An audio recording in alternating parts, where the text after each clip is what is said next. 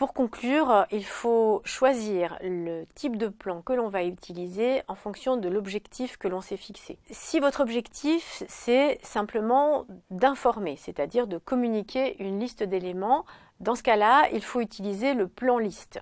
Si votre intention est d'argumenter, en général, il s'agit souvent de répondre à un courrier. Le plan que vous devez utiliser, c'est le plan situation, problème, solution.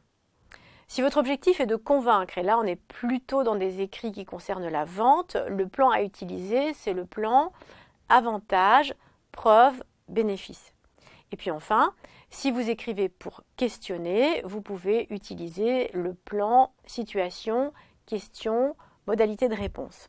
Quand on maîtrise bien ces 4 structures, on peut alors les combiner ensemble.